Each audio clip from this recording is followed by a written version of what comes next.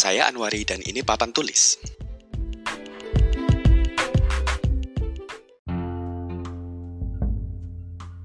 Sebagian besar di antara kita suka membicarakan masa depan. Pernah mungkin kita menghabiskan waktu berjam-jam sendiri atau bersama teman sejawat membicarakan, membayangkan, melihat masa depan yang akan datang. Dengan akal yang kita punya, tak jarang kita memprediksi apa yang akan terjadi, seperti apa yang akan terlihat, menimbangnya dan memikirkannya dengan banyak hal yang kita pelajari dan alami. Meraba-raba entah itu hal baik atau hal buruk. Tentu karena kita senang berbicara tentang masa depan, yuk mari berbicara 10, 20, 30 tahun yang akan datang. Sering kita dengar, hampir di segala bidang dan segala level. Ekonomi sampai pendidikan, personal, rumah tangga sampai urusan bersama. Dan sebagian besar di antara kita juga mendefinisikan masa depan itu dalam jangka waktu yang panjang. 1 dekade ke atas, bukan 1 minggu, 1 bulan, atau 6 bulan. Sering juga kita coba berbicara jangka panjang. Banyak juga di antara kita yang saya senang dengan cara pandang yang jauh mendatang. Tetapi boleh tidak kita berbicara 6 bulan atau 1 tahun yang akan datang saja. 2019 saya melakukan banyak wawancara, ngobrol, jagong, istilah Jawanya, dengan guru dan kepala sekolah SD di daerah Jawa Tengah dan Yogyakarta. Belajar lebih dekat dengan mereka tentang pelaksanaan pembelajaran di sekolah dengan tujuan waktu itu untuk mencari data dasar untuk proyek independen jangka panjang di bidang pendidikan, fokus pada pengembangan guru. Banyak guru dan kepala sekolah yang saya temui dan ngobrol bersama, termasuk guru saya saat masih kelas 5 SD. Beliau sekarang menjadi kepala sekolah dasar di desa tetangga kampung saya di Jawa Tengah. Beliau sudah 35 tahun mengajar. Sejak pertama kali ikut menjadi guru muda di program Inpres, pindah 120 km ke arah bagian utara Jawa dari daerah asal beliau di Prambanan, Yogyakarta ke Grobogan, Jawa Tengah. Di antara kita mungkin ada yang pernah atau belum pernah mendengar program Inpres. Program ini berdasar instruksi Presiden nomor 10 tahun 1973 pada waktu itu pada masa pemerintahan Presiden Soeharto. Tujuannya memang waktu itu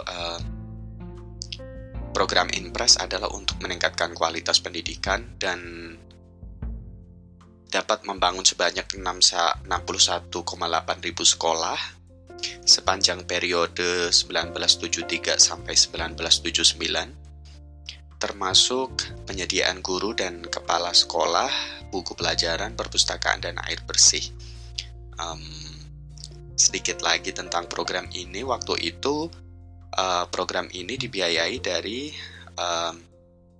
berkat dari kenaikan harga minyak yang meningkatkan pendapatan negara hingga 619%. Dan program ini juga menarik para peneliti internasional, salah satunya adalah penerima Nobel Bidang Ekonomi 2019 dan Profesor MIT Esther Duflo yang fokus pada meneliti intervensi masif oleh pemerintah untuk peningkatan pendidikan dan ekonomi masyarakat Indonesia.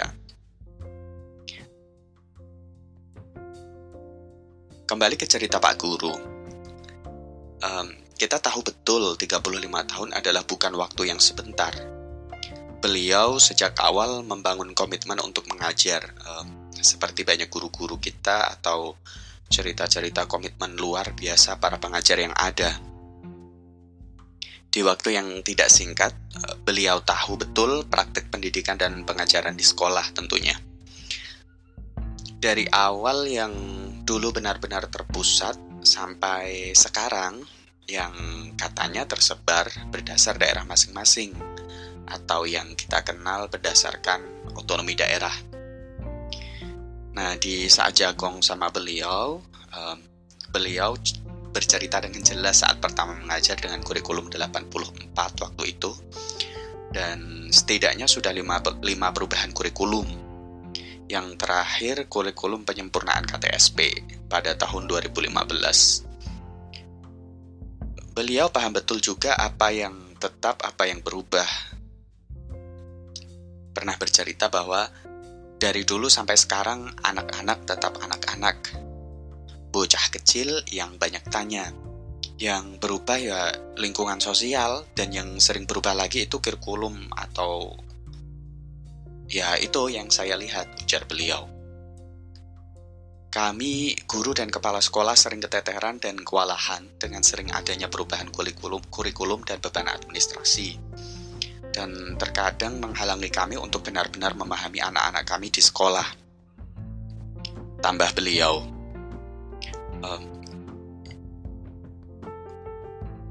Kalau kami harus sibuk dengan urusan kurikulum yang sepertinya gampang berubah dalam hitungan tahun dan mengerjakan ribuan lembaran administrasi, tentu kami punya waktu yang sangat sedikit atau malah tidak ada waktu untuk belajar, memahami anak didik dan urusan-urusan lain yang sebenarnya penting sekali dan fundamental untuk pengajaran. Bahkan dahulu pernah berpikir mengajar itu seperti berangkat ke sekolah, masuk kelas, istirahat, masuk kelas lagi, murid-murid pulang lalu membuat rencana untuk besoknya lagi. Seperti pernah bertanya sampai mana akhir yang mau dituju.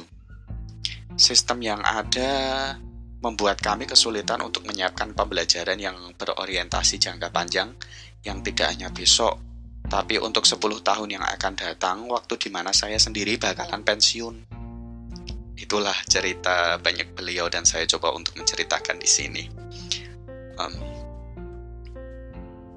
Banyak masalah kompleks yang kita hadapi sekarang di abad 21, termasuk dunia pendidikan. Kita lihat kompleks itu sendiri muncul dari peradaban saat ini yang kita bangun dan kita masuk di dalamnya. Ya, banyak kerja teknis sudah dirancang, diuji coba, ditemukan, dan dilaksanakan. Tetapi kita butuh memahami dan menyelesaikan hal dasar sebelum kita benar-benar fokus pada hal-hal yang besar dan kompleks. Cerita 6 bulan saja atau cerita dari Pak Guru mengingatkan kita akan satu hal, yaitu short-termism, jangka pendek.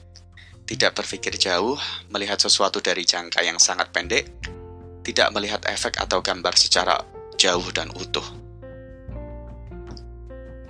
Kita tidak bisa menolak melihat sesuatu dengan cara short-termism. Tetapi short-termism dapat mencegah kita melakukan banyak hal.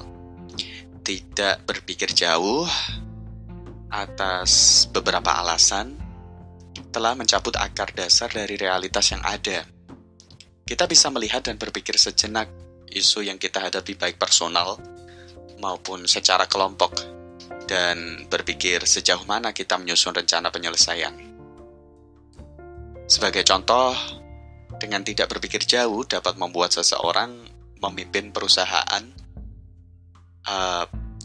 dapat membuat seorang pemimpin perusahaan tidak membeli peralatan keamanan yang terhitung mahal, namun penting untuk jangka panjang.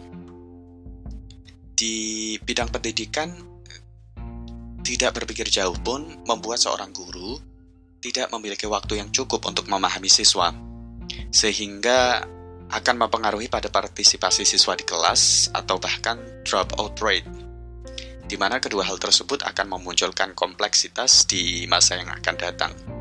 Ketika siswa yang ada tadi sudah bukan lagi siswa di sekolah. Tidak berpikir jauh membuat kita lengah akan mempersiapkan kurikulum dan praktek pengajaran yang mampu membantu anak-anak kita berpikir jangka panjang. Di tengah masa yang cepat yang sering membuat kita tidak berpikir jauh, kita juga terkadang sering berpikir dengan hyper reactionary, layaknya reaksi postingan di sosial media. Apa yang kita lakukan? Mengumumkan siapa saja yang mengulang mata pelajaran di depan pengumuman dan kita pergi setelah itu tanpa benar-benar menemani siswa yang mengulang tadi. Menyuruh siswa atau anak yang dianggap tak taat peraturan untuk keluar kelas atau memberinya sanksi, dan kita pergi setelah itu tanpa mengajak mereka berbicara. Menyuruh sekolah untuk mengajarkan A, B, C, dan D, dan kita pergi setelah itu tanpa bertanya guru dan siswa apa yang mereka alami di sekolah. It's a quick buck. Sekarang jika kita melihat realita, sudah ada banyak pemecahan secara teknis untuk banyak masalah yang kita hadapi. Hanya saja, kita sering melihat pemecahan teknis ini bersifat tambal sulam atau oleh Ari Wallach menyebutnya sandbag strategies. Sandbag strategies sendiri kita bisa analogikan dengan ketika badai atau hujan lebat, tanggul jebol dan tidak ada pihak yang mau membangun atau menangani tanggul jebol itu karena keterbatasan dana, maka untuk menahan banyak air agar tidak menggenangi rumah, tumpuklah karung isi pasir sebagai tanggul kecil mengelilingi rumah. Dan berhasil, rumah itu tidak tergenangi banjir. Dan banjir surut, sisihkan karung isi pasir, lalu tumpuk kembali jika hujan dan banjir datang, sisihkan, tumpuk, sisihkan, tumpuk lagi. Praktik ini terlihat jelas di berbagai bidang, termasuk di dunia pendidikan. Sebagai contoh, jika ada tren perkembangan dominan di bidang tertentu, sekolah-sekolah secara halus dipaksa untuk mengikuti, tanpa benar-benar mengerti apakah siap atau tidak, apa isi tren tersebut, perlu atau tidak. Berubah tren, berubah pula lagi yang harus diikuti. Terlebih di masa sekarang di mana perkembangan tren yang dominan cepat sekali berubah. Industri 4.0 bertebaran di seminar-seminar pendidikan dan pengajaran untuk sekolah dan para guru, tetapi sering meninggalkan substansi dalam pemaknaan 4.0 dan pendidikan yang ada. Jatuhnya malah terkesan latah. Sekarang jika kita ingin benar-benar menggerakkan dunia pengajaran ke masa depan yang berbeda apa yang kita punya sekarang, ada beberapa hal yang bisa kita lakukan. Karena kita rasa kalau 2020 ini kita juga belum mencapai puncak daripada peradaban. Tetapi di sini hal penting yang akan kita share bersama adalah jika kita tidak mengubah our mental models and our mental maps dalam cara kita tidak berpikir jauh dan luas, maka sulit untuk membuat perubahan. Cerita 6 bulan saja atau cerita Pak Guru mengingatkan saya pada salah satu model berpikir yang dikembangkan oleh Ari Wallach, American futurist sekaligus strategic analyst, yang ia sebut dengan long path. Dan model berpikir ini sebenarnya bisa kita adaptasi sebagai upaya dalam membangun konsep awal, membangun pendidikan yang dilandasi dengan visi jangka panjang untuk menciptakan pendidikan publik yang siap untuk 30, 40, 50 tahun lagi yang akan datang. Long path sendiri adalah sebuah praktek dan bukan sebuah one and done exercises, tetapi sebuah proses di mana kita harus memikirkan kembali penuh etika berpikir kita melalui cara yang berbeda untuk setiap keputusan besar yang kita susun atau kita kerjakan.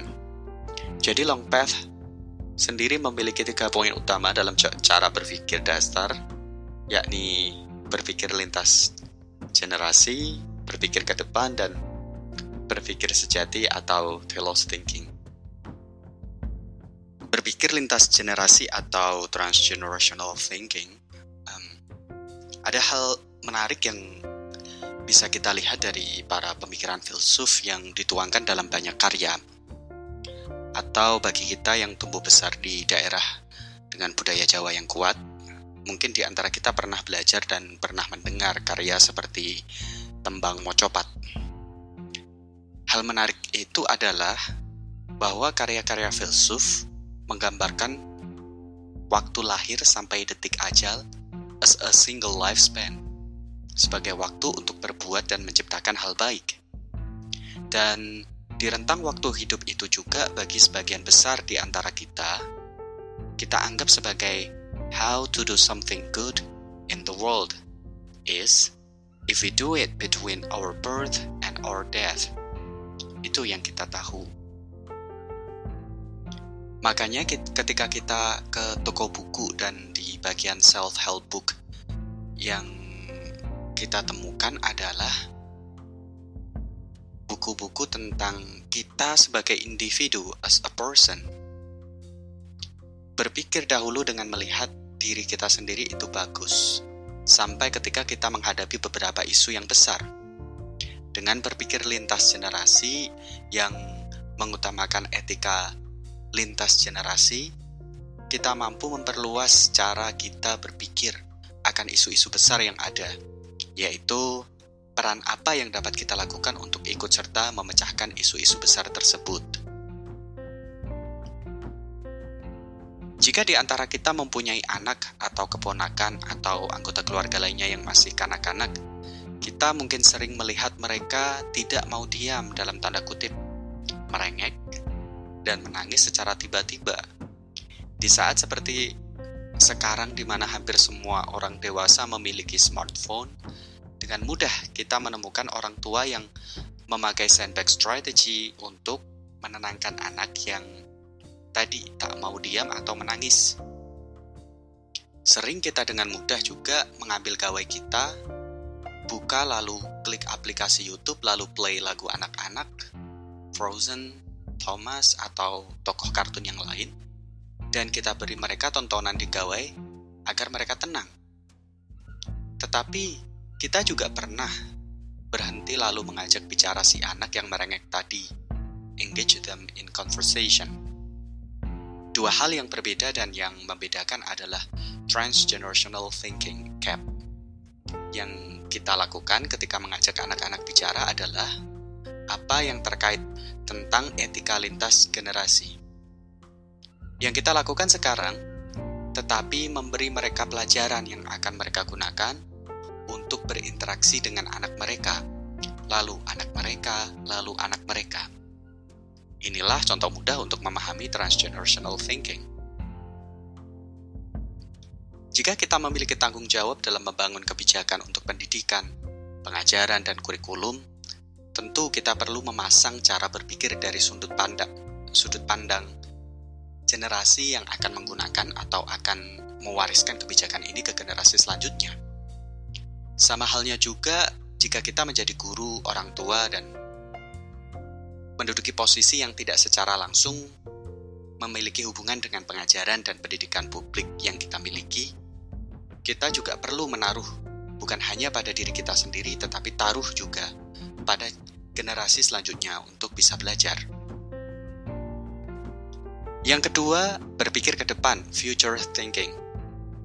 Ketika kita berpikir tentang masa depan, 10-15 tahun yang akan datang, dan menggambarkannya dalam pikiran, kemudian mencari sumber di internet, maka kemungkinan yang akan kita lihat adalah dominasi cara pandang yang memonopoli cara pikir kita tentang masa depan, yaitu teknologi. Jadi ketika berpikir tentang masa depan, kita hampir selalu melihatnya dari lensa teknologi, a tech-centric or a techno-utopia. Tidak ada yang salah melihat dengan lensa teknologi, tetapi kita perlu melihat lebih dalam dari isu yang kita lihat, yang sebenarnya tidak selalu terlihat seperti ini atau seperti yang ada di pikiran kita. Benar tidak?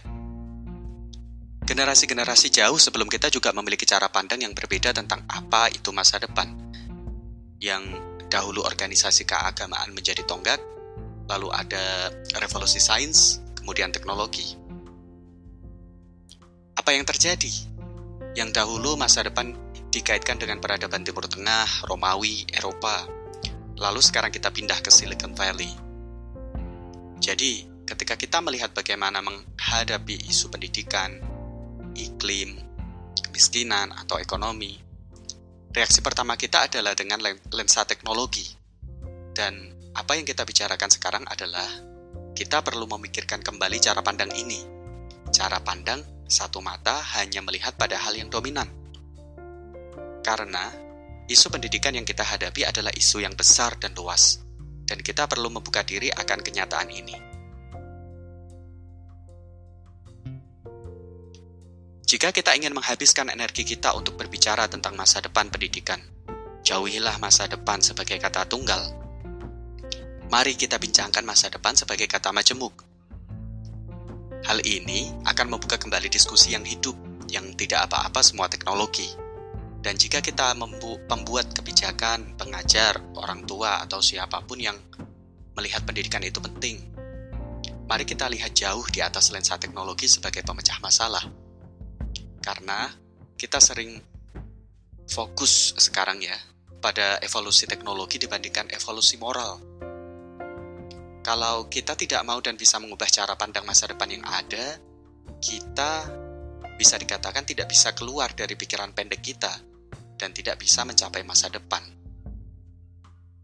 Yang ketiga dan terakhir adalah telos thinking. Berpikir sejati. Maksud dan tujuan akhir. Dan kita perlu menanyakan satu pertanyaan. Apa sejatinya tujuan akhir? Di sistem pendidikan publik kita sebelumnya sepertinya belum menanyakan hal ini atau sudah tetapi tidak yakin dengan pertanyaan penting seperti ini karena berbagai alasan dan kepentingan individu dan kelompok. Jika kita pernah bertanya sejauh mana jangka waktu kita akan raih, karena yang akan datang tidak terlihat jangka panjang lagi, bukan 3 atau 5 tahun, tetapi 30, 40, 50 tahun atau bahkan bisa 1 abad. Jika kita membangun sistem pendidikan yang lupa dengan tujuan akhir, maka kita seperti kehilangan arah, atau kita melaksanakan sistem pendidikan yang sepertinya berjalan, tapi tidak berjalan kemana-mana. Mungkin kita lupa dengan tujuan akhir sistem pendidikan publik yang benar-benar mencerdaskan kehidupan generasi ke generasi ke generasi. Kita lupa menuangkannya dalam rencana jangka panjang dan kurikulum yang kita setujui bersama, bukan oleh sekelompok orang saja. Kita bisa menilai sendiri apa yang terjadi. Toh kita semua juga pernah sekolah dan masuk ke sistem pendidikan publik yang ada, atau bahkan sekarang bekerja di bidang pendidikan. Jika kita melihat kembali di Kamus Besar Bahasa Indonesia, masa depan kita definisikan sebagai kata benda. Tetapi penting bagi kita bahwa masa depan juga perlu kita lihat sebagai kata kerja.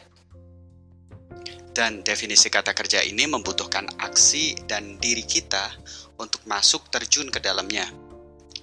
Masa depan bukan sepenuhnya sesuatu yang benar-benar di luar kendali. Kita memiliki peran apa yang akan terjadi di masa depan. Tetapi di masa yang serba instan ini, kita sering berpikir tidak memiliki peran sama sekali. Kita seperti terjebak, yang sebenarnya kita bisa keluar dari jebakan yang kita pikirkan itu sendiri. Kita bisa agak lebih nyaman bahwa di suatu saat kita tidak bisa melihat masa depan yang tak pasti itu.